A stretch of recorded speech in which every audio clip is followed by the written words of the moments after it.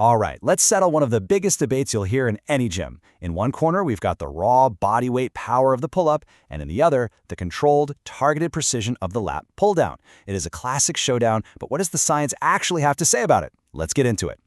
We're going to treat this like a championship fight to finally crown the true king of back day.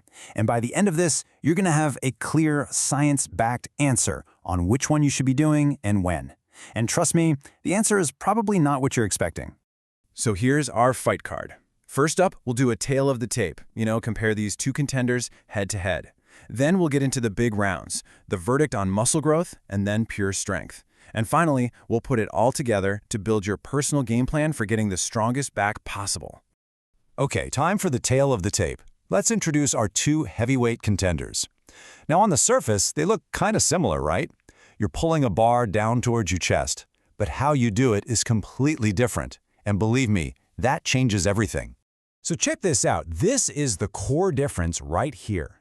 With a pull-up, you are moving your body to a bar that's fixed in place. With a lat pull-down, you're moving a bar to your body, which is fixed in place. That one simple distinction is a total game changer. It affects everything from the weight you use to how hard your core has to work just to stop you from swinging around. We'll see why that's so important in just a second.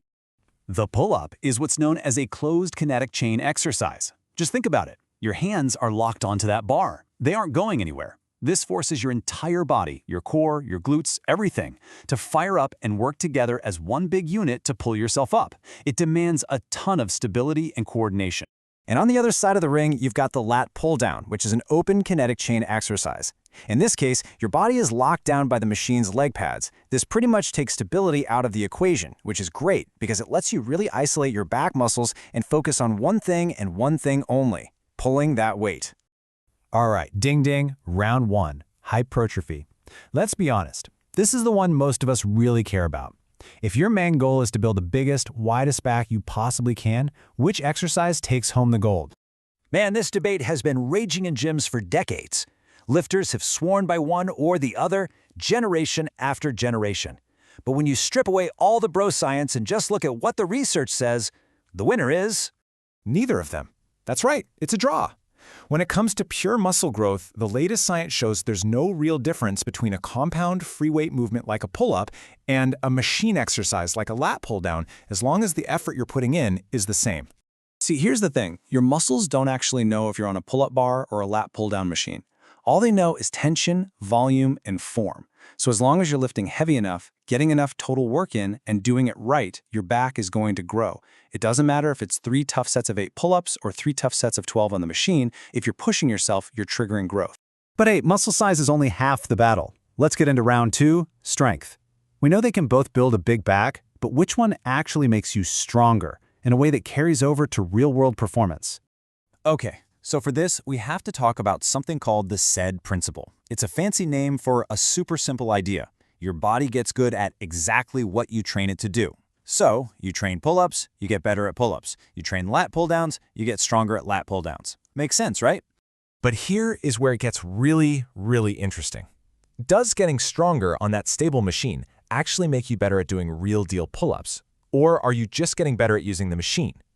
Well, the science on this is actually crystal clear. And this chart just says it all. A recent study put this to the test. They took a group of students who could do on average about 2.5 pull-ups. Then, for 8 weeks, they had them train only the lat pull-down. And the result? Their average pull-up count shot up to over 6. They more than doubled their reps without doing a single pull-up in training. And it wasn't just about reps. Their maximum pulling strength, which is just a scientific way of saying their raw, brute strength, jumped by a massive 25%. This is huge. It proves that building your base strength on the lat pull-down directly carries over to your pull-up performance. So yeah, if you're struggling to get that first pull-up, the lat pull-down machine is your secret weapon. So, we've looked at the science. Now for the most important part. How do you actually use this stuff? What should you be doing in the gym tomorrow? Let's break down your personal game plan. If you can't do a pull-up yet, this is your roadmap. Seriously, don't just jump up and swing from the bar hoping for the best. Be smart about it. Use the lat pull-down machine to build that fundamental strength in your lats and biceps first. Then, move on to assisted pull-ups with bands or a machine to learn the movement with your own body. Do that, and before you know it, you'll be knocking out full, unassisted pull-ups.